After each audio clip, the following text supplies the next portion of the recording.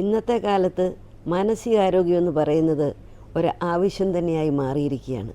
മറ്റൊന്നുകൊണ്ടുമല്ല, ജോലിസ്ഥലത്തെ ടെൻഷൻ, കുടുംബജീവിതവും ജോലിയും ഒരുമിച്ച് കൊണ്ടുപോകാനുള്ള ബുദ്ധിമുട്ട്, കുട്ടികളെ വളർത്തുന്നതിലുള്ള റിസ്ക് ഫാക്ടേഴ്സ്, അഡിക്ഷൻ്റെ മേഖലകൾ, mobile addiction, internet addiction, pornography addiction, drug and alcohol addiction, ഇങ്ങനെയുള്ള അപ്രസക്തമായിട്ടുള്ള വളരെയധികം തിന്മകൾ കുട്ടികളുടെ ചുറ്റും കടന്ന് വിളയാടുമ്പോൾ ഇതെല്ലാം തരണം ചെയ്യണമെങ്കിൽ പേരൻസും ടീച്ചേഴ്സും സമൂഹത്തിൽ വർക്ക് ചെയ്യുന്ന പാസ്റ്ററൽ വർക്കേഴ്സും ഇതിനായിട്ട് ഒരുങ്ങേണ്ടതായിട്ടുണ്ട്. Prevention is better than cure. ഇതിനായി തലശ്ശേരി അതിരൂപത മുൻകൈയെടുത്തതിൽ അഭിമാനം കൊള്ളുന്നു. ബഹുമാനപ്പെട്ട പിതാവ് ചെമ്പളാനി പിതാവും സുബിൻ അച്ഛനും ഇതിനായി ഹെൽപ്പിംഗ് ഡെസ്കിൻ്റെ ഈ പേഴ്സണലിനെ മുഴുവനും ഒരു ട്രെയിനിങ് കൊടുത്ത് ബോധവൽക്കരിച്ച് പുതിയ പുതിയ പ്ലാനുകൾ ഉണ്ടാക്കുന്നതിനെ അഭിനന്ദിക്കുന്നു. മാനസികാരോഗ്യമെന്ന് പറയുന്നത് മനോരോഗത്തിൻ്റെ പ്രിവെൻഷൻ മാത്രമല്ല. ഒരു വ്യക്തി സന്തോഷത്തോടെ സമാധാനത്തോടെ അഡ്ജസ്റ്റഡായിട്ട് ജീവിക്കണമെങ്കിൽ സ്വയം സ്നേഹവും സ്വയം ബഹുമാനവും വളർത്തിയെടുക്കണം. നമ്മൾ ചുമതലകളെക്കുറിച്ച് മാത്രമാണ് പറയാറുള്ളത്. നമ്മുടെ ഭക്ഷണ രീതികൾ വളരെയധികം മാറി, എക്സർസൈസുകൾ വളരെയധികം കുറഞ്ഞു, സ്ലീപ്പിംഗ് പാറ്റേൺ, മൊബൈലിൻ്റെ ഉപയോഗം കാരണം വളരെയധികം ഹൈജീനിക് അല്ലാതെ പോയി. ഈ അവസരത്തിൽ മാനസികാരോഗ്യത്തിൽ ശ്രദ്ധിക്കുന്നില്ല എങ്കിൽ നമ്മളിൽ പലരും ഡിപ്രഷനിലേക്ക് പോകാൻ സാധ്യതകളുണ്ട്. നേരത്തെ തന്നെ ബോർഡം കൊണ്ടുള്ള ഡിമെൻഷ്യ ഉണ്ടാകാൻ സാധ്യതകളുണ്ട്. ജോലിയുടെ സ്ട്രെസ് കൊണ്ടുള്ള ലൈഫ് സ്റ്റൈൽ ഡിസീസസായ heart attack, diabetes, high blood pressure, allergic conditions ഇവയ്ക്ക് അടിമയാകാനും സാധ്യതയുണ്ട്. തന്നെയല്ല, നമ്മുടെ കുട്ടികളുടെ ഇടയിലും ഒബേസിറ്റി വർദ്ധിച്ചുകൊണ്ടിരിക്കുന്നു. ഇതെല്ലാം ഇമോഷണൽ മെൻ്റൽ വെൽബീയിങ് ശ്രദ്ധിക്കാത്തത് കൊണ്ടാണ്. അതുകൊണ്ട് എല്ലാ വിദ്യാഭ്യാസത്തോടും ചേർന്ന് സ്വയം സ്നേഹവും സ്വയം പരിചരണവും കെയർ ഗീവേഴ്സിനും കുട്ടികൾക്കും പേരൻസിനും പ്രൊഫഷണൽസും നൽകേണ്ട ഒരത്യാവശ്യ കാലഘട്ടമാണിത്.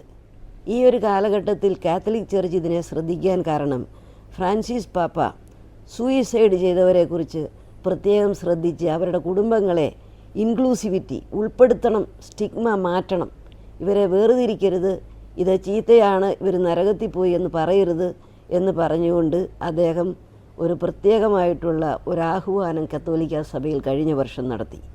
അതുകൂടാതെ വത്തിക്കാനിലുള്ള ഡിക്കാസ്ട്രിയിലേക്ക് ഈ മെൻ്റൽ ഹെൽത്തും കൂടെ ഉൾപ്പെടുത്തണം എന്നുള്ള തോന്നൽ അദ്ദേഹം മുന്നോട്ട് വച്ചു. ഇന്ന് പോപ്പ് ലിയോ ദ 14 ഇതിനായിട്ട് തന്നെ ഒരുങ്ങുകയാണ്. അങ്ങനെയുള്ള ഒരു കോൺഫറൻസ് നവംബറിൽ വത്തിക്കാനിൽ നടക്കുന്നുണ്ട്. ഈ സൂയിസൈഡ് എന്ന് പറയുന്നത് കമ്മിറ്റഡ് സൂയിസൈഡ് എന്ന വാക്ക് ഉപയോഗിക്കരുത്. Died of suicide or death by suicide എന്ന് വേണം പറയാൻ.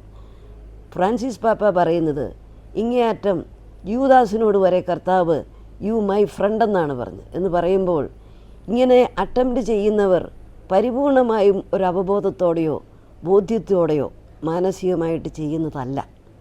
അവരും ഒരു പരിധിവരെ രോഗികളായിരുന്നു. ആ രോഗവും രോഗമായി കണക്കാക്കണം. ഒരാളുടെ ചോയ്സ് അല്ല, മറ്റ് ഇൽനെസ് പോലെ തന്നെ ഇത് ഒരു രോഗമാണ്.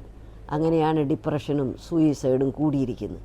ഇങ്ങനെ കാത്തലിക് ചർച്ച് തന്നെ മെൻ്റൽ ഹെൽത്തിനെ ഫോക്കസ് ചെയ്തു.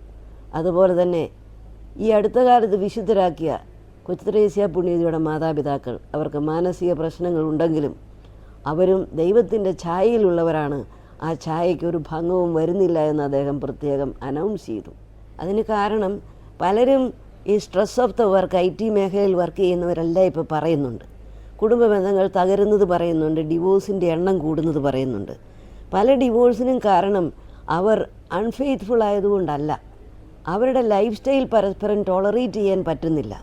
എന്തുകൊണ്ട്? പേഴ്സണാലിറ്റി ഡിസോർഡർ ഒരു പരിധിവരെ ഉണ്ട്. ഈ പേഴ്സണാലിറ്റി ഡിസോർഡർ ഉള്ളവർ ഈഗോ സിനാക്റ്റിക്കാണ് എന്ന് പറഞ്ഞാൽ തൻ്റെ ജീവിതശൈലിയെ ന്യായീകരിക്കുന്നവരാണ്. അതിനോട് വിട പറഞ്ഞ് വേറൊന്നും എടുക്കാനായിട്ടുള്ള ഓപ്പൺനെസ്സോ കഴിവോ ഇല്ലാതെ പോകുന്നു.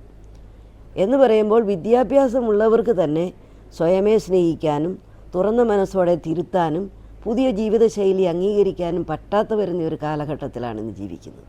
അതുകൊണ്ട് തന്നെയാണ് ഓരോരുത്തരും ഇത് കേൾക്കുമ്പോൾ വളരെയധികം വിദ്യാഭ്യാസമുള്ളവർ തന്നെ അവരുടെ ജീവിതശൈലിയെക്കുറിച്ച് ഒന്ന് ചിന്തിക്കുന്നുണ്ട്, മറ്റുള്ളവരെ സഹായിക്കണം, ഉൾപ്പെടുത്തണം എന്ന ബോധ്യത്തിലേക്ക് വരുന്നുണ്ട്.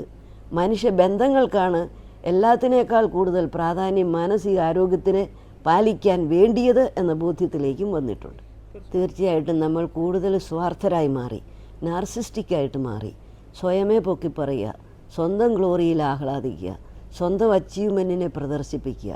കരുണയും മറ്റുള്ളവരോട് വേദനിക്കുന്നവരുള്ള ഒരു ആശ്വസിപ്പിക്കാനുള്ള മനസ്സും നമ്മുടെ ഇടയിൽ നിന്ന് നഷ്ടപ്പെട്ടു. പണം ഡൊണേഷൻ കൊടുക്കാൻ നമ്മൾ തയ്യാറാണ്, സമയവും വ്യക്തിത്വ സാന്നിധ്യവും കൊടുക്കുന്നില്ല. അതിലേക്ക് നമ്മൾ വളരേണ്ടിയിരിക്കുന്നു. അതിൻ്റെ കാലമാണിത്.